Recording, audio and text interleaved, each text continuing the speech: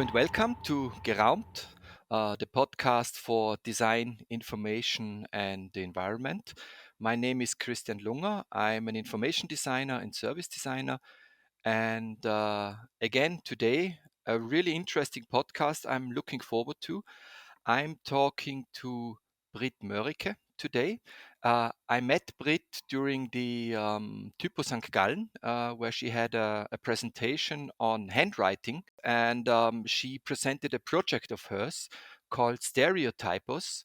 And that was so fascinating that I asked her to have a podcast with us, and I was very happy that she said yes. I'm giving you a short introduction on Britt.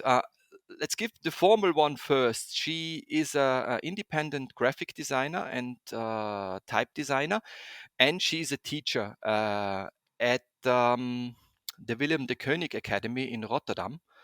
And what I liked the most was the personal things she wrote on her website. And one thing, apart from that she likes the cheapest and most ordinary coffee, was that her biggest wish is to ride on a wild Icelandic horse in Iceland, which jumped into my eyes quite directly because my wife actually has the same wish. So, Britt, thank you very much for taking your time for this podcast. And I'm looking forward to our conversation. How are you? Well, hi Christian. I'm just doing fine, and thank you for the invitation. And it's really nice that your wife has the same wish, because it's quite a particular wish, right? Yes. But yeah, I've never done it so far and I had that wish since I was 12 years old. And it's not that I travel a little, but it was. I never just went to Iceland, and yeah, the Icelandic horses. If I start talking about that, we can, you know, spend the whole podcast on that. But that's not what we're here for. But it's nice to hear. Thank you.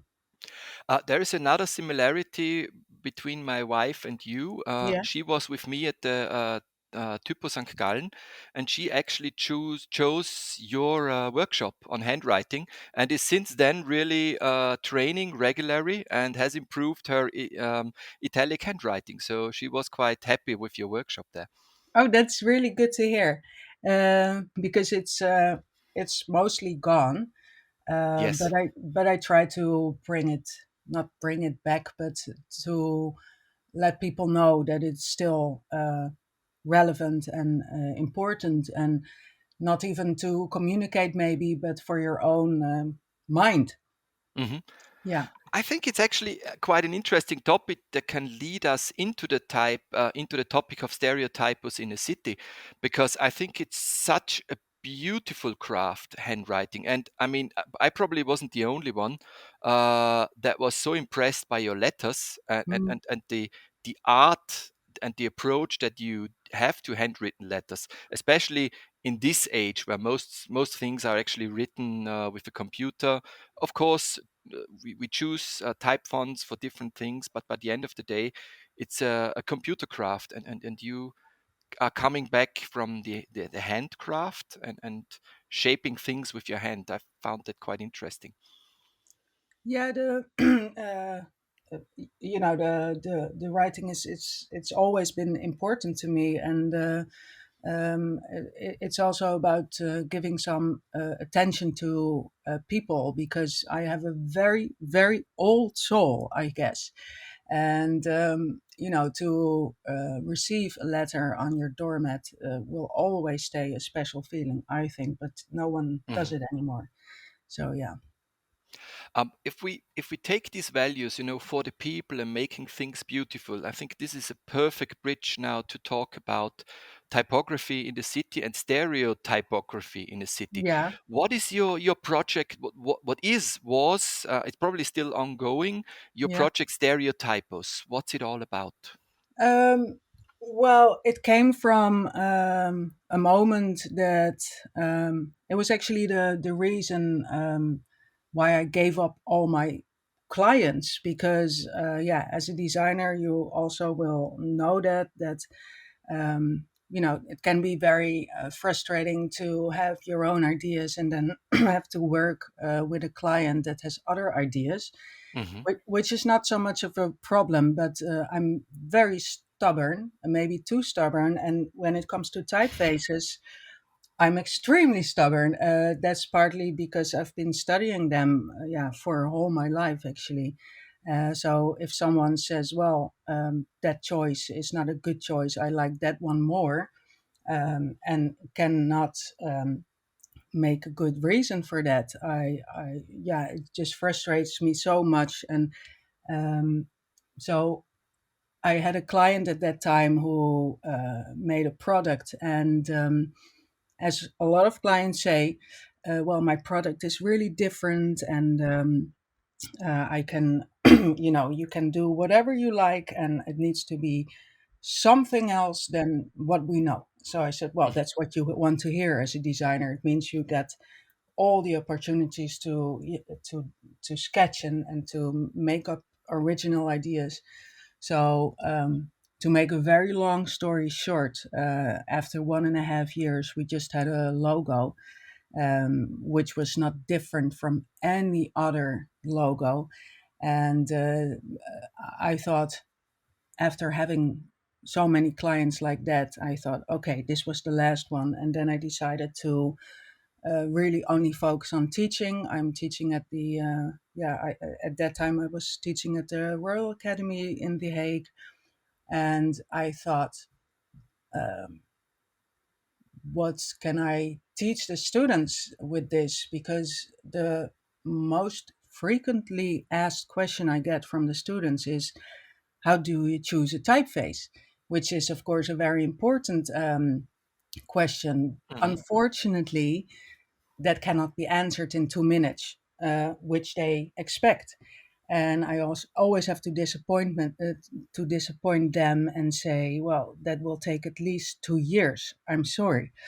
Um, Most students make the choice for a typeface, they think, out of a sort of a gut feeling, but it's not so much of a gut feeling. It's more something that they've seen all their lives, because everything around us um, communicates a certain message, of course, but the typefaces are, I think, a bit of a victim of that. And yeah, so I thought, how can I make them uh, make different choices?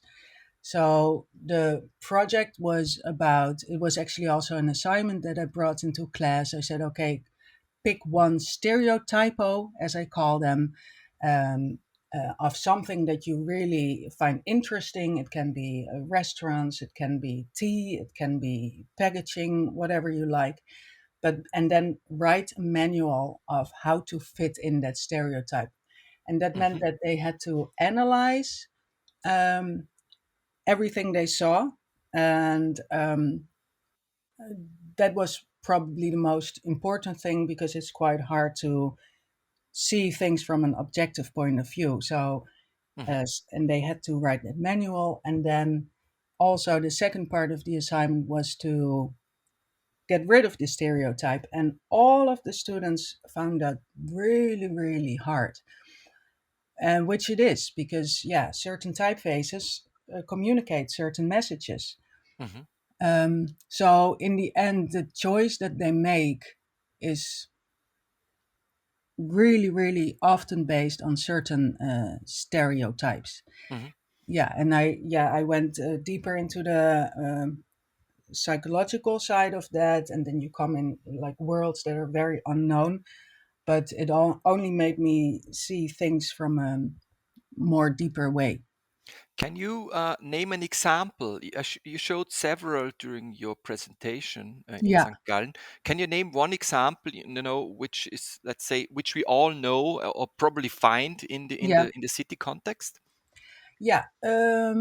For instance, probably not the most exciting, but one that will show you quite well what this project is about. It's one girl chose for sushi restaurants. So they are all black and white and red. Mhm. That's it. So if you are looking, if you're walking in the city, then already on an unconscious way, you're looking for these three colors because they all look like that. Mhm. Um, that was the probably one of the most like general ones, but there was also a girl who focused on gravestones, and that was really remarkable because I told her to go out, not to look at for the images on the internet, and so she went to the shops where you can buy the stones, and yeah, it is just shocking if you see the results that we're living as individuals. Mhm. Everything is, we think we are so different from all the other people, which we are, of course, but we all end up under the same stone. So I, that's I just wanted to finish this sentence with "we end up under the same typeface." yeah. Well, that's a better way of putting it. That's for sure. Yeah, yeah, and it's also remarkable because yeah, if you I also experienced it when I had to bury a loved one, that if Yes. you want something else, then it's you have to move heaven and earth to make it happen. Because if you choose a different typeface, they say, well, we don't have this in our manual. So those kind of things. Yeah, it's ridiculous. Mhm. It's interesting that you mentioned the sushi restaurants because in preparation for our podcast, I found a study from the Ruhrgebiet Yeah, where they made a test with uh, ethnic restaurants, like a German restaurant, a Greek yeah, restaurant, an Asian restaurant, and an Arabic restaurant. yeah, And they wrote all in, let's say, stereotypos of these kind of restaurants, and then they wrote all the dishes and names of restaurants in the all in all typefaces yeah, in the Greek, rather yeah, Asian, and Arabic, and then they tested if content or form is more important, which was quite an interesting. That yeah, actually many people actually choose the form to say let's choose a dish like gyros if it's written in like the really German Fraktur yeah, typeface. They actually put it to the German restaurant. Not all yeah, of them, but yeah, they could you could see that people had to think more if content and typeface didn't fit together. yeah, That was quite interesting, actually. yeah. No, that is that you're completely right, because I think partly there is also that is something I would like to research a bit further, like how culture Hmm. actually affects this whole thing. Because yeah, I lived in New York for a couple of months and I was working there, and coming from Holland where everything is designed, um, it looked like a big mess in New York. Hmm. Um, but at the same time, I thought, well, this is such a different part of the world, of course. And the way things look there, it's so extremely charming. But it could never, ever happen here in Holland. Hmm. Yeah. You mean the richness in different styles, or Yeah, different. in the laissez-faire style of designing things? Well, both, because yeah, partly, of course, there's a certain richness. Also comes from a totally different tradition. When I focus, for instance, on the typography, usually we look down a bit on American typography, but I always have questioned, like, why? Why would we look down on that? And I even have a book about American handwriting, and it also says in the book that it's not appreciated that much, while it's extremely skillful. Um, on the other hand, if you're used to a certain country with a certain wayfinding, like airports, Hmm. but also the railway stations in Holland, everything looks neat. And so to walk the streets of New York, I found it really, really interesting. Um, I think that's a good bridge again to the next question, because what interests me is is there certain typefaces that you would say are more part of the typical public landscape, even the stereotypic public landscape? What I heard from you is that might even be different from city to city and culture to culture or continent to continent. Yeah. Um, did you find out if there are certain typefaces that are part of the, let's say, public landscape that you are living in the Netherlands? Um, do you mean like Holland or Yes. yeah? Um, yeah, it's quite a difficult question because yeah, in general, I think like I said that Holland looks quite organized. Everything is taken care of. Every public service has a way of communicating with typeface. They're usually sans serif typefaces. You know, the typeface that is Hmm. made for Schiphol, for instance, which is the airport. Um, it's also sans serif typeface, and I went into the process of making that typeface, and it has a lot of different adjustments, like because if you have black letters on a white background or the light background, then it works differently. But in general, um, I'm also, of course, very used to that. So whenever I pass a border, I was just in Berlin last week, Hmm. and Germany is also a very organized country, of course, but in my eyes, it always looks a bit old fashioned. And I don't know why that is.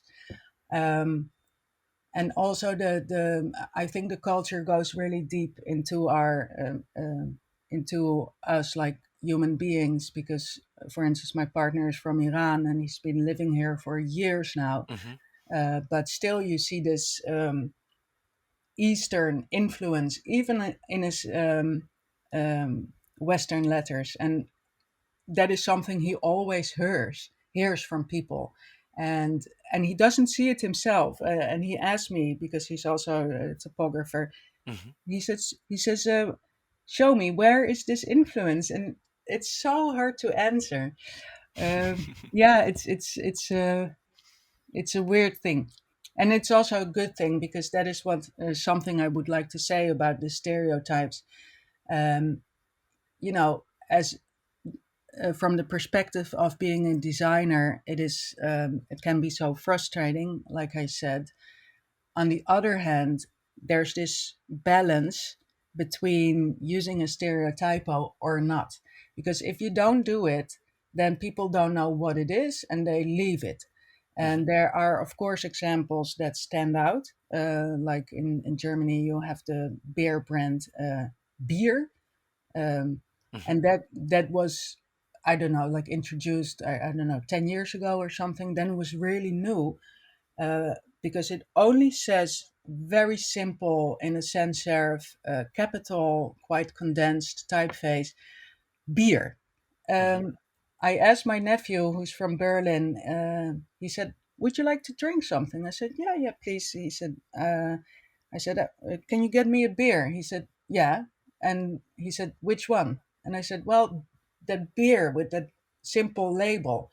And then he said, "Oh, you want a beer?" So that Beer, became beer. a brand, you know?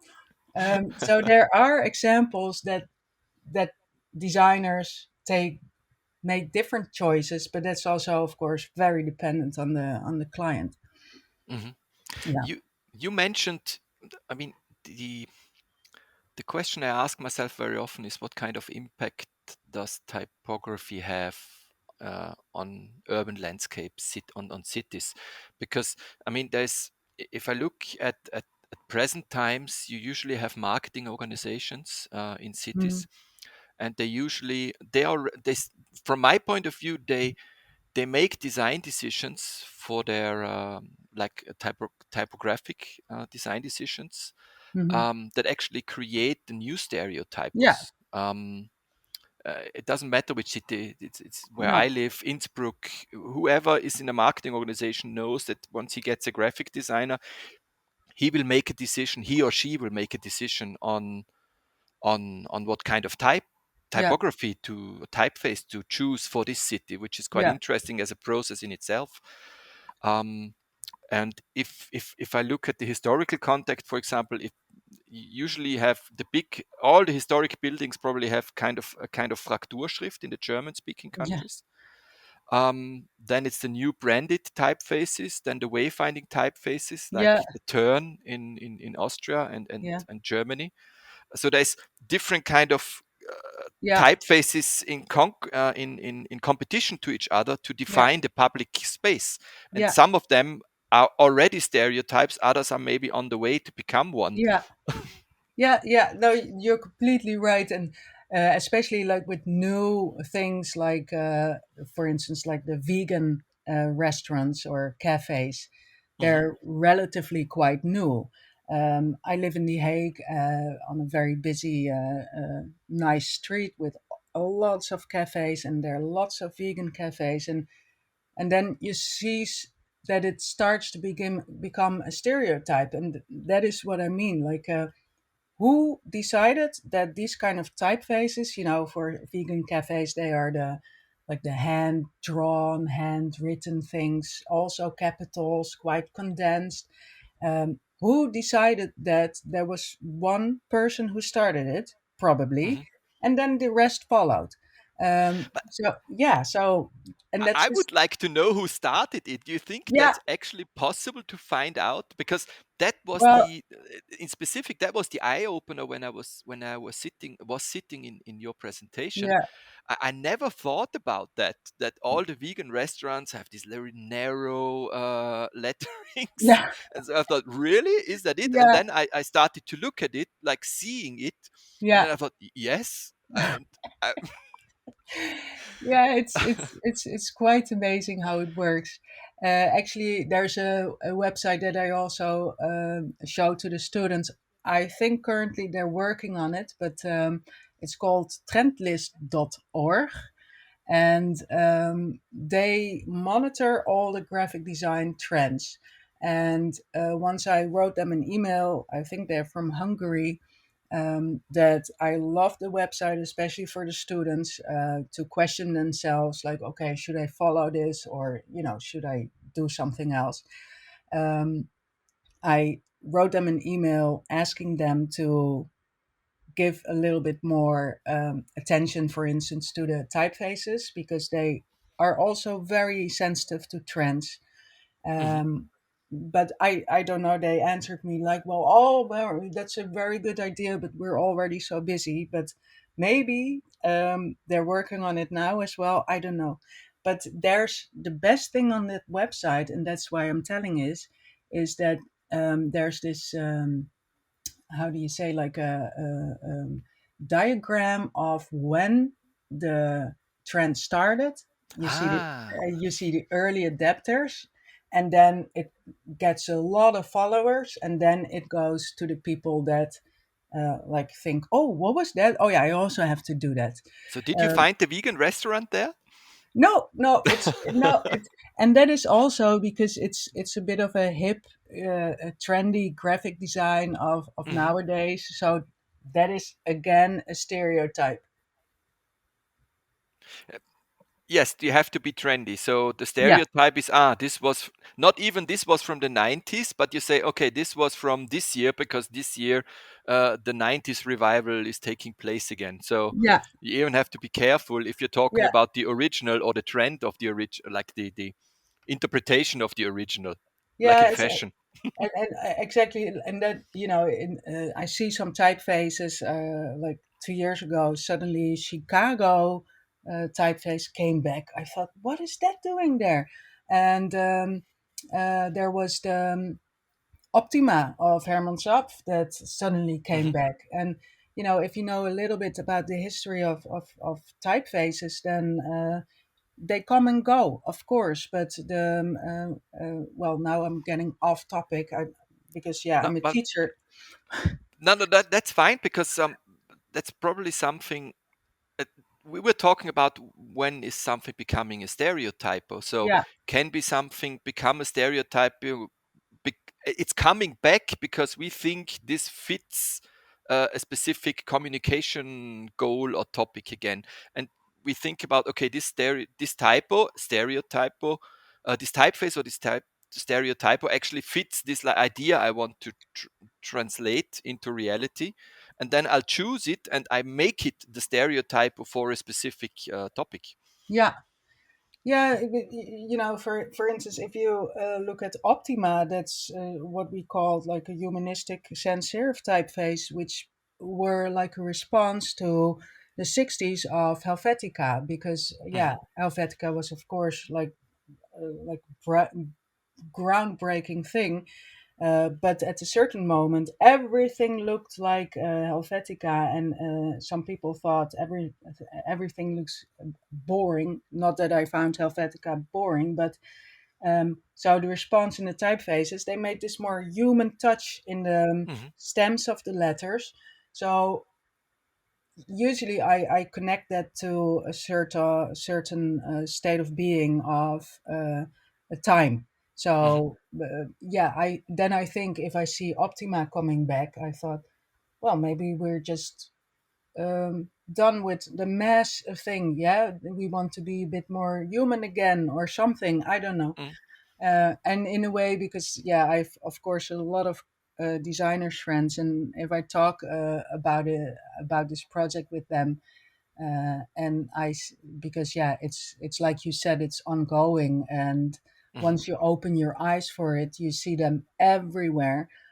And then they say, well, isn't that like impossible to document all of them? And then it's a Hmm. big task, and because it's also still growing. Hmm. Yeah, Uh, I think my final question would be, if we look at into the future, try to look into the future, and we talk about, let's say, typographic interventions in the city space, yeah. what would you think uh, would have the greatest impact? The biggest impact, my goodness. You mean that we choose for one typeface, or For example. well, I thought about it. I don't think that's possible Hmm. because we're different cultures, and I don't want it to be possible, because then a lot of things are disappearing. And the nature of typographers is usually to nag about things like, To oh, this nag is, about things. yeah, Okay. this doesn't look right, look at that stupid mistake, look at the spacing, blah blah. But in it, I can really appreciate those, what we typographers then call mistakes. Hmm. If everything looks perfect, then it's just so boring. Hmm. So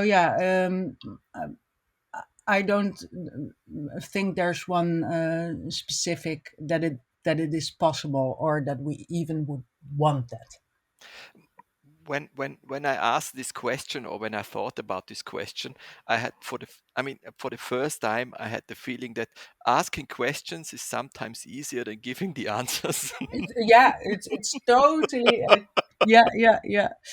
yeah. Because I was thinking by myself, what could I do, as or we in our company, to make like city places nicer place. And it was, of course, it was always about beautification, so how make it more beautiful, Yeah. because there's so many signs in the city space or posts that just look terrible. They Mm-hmm. like are too loud for Mm-hmm. certain places, and I think certain type decisions could actually make a difference in the city space. Yes, of course, and there also goes a lot of money in that, because Mhm. Gerard Unger, which is a Dutch type designer who passed away unfortunately, but he made a whole new typeface for the streets in Rome, for instance, Mhm. and that was based on the rich history they have there. Mhm. Not He didn't want to go back all to the Romans, but to a specific handwriting person in 16th century, if I'm right. But then you can see again that they they want to express their culture, um, Mhm.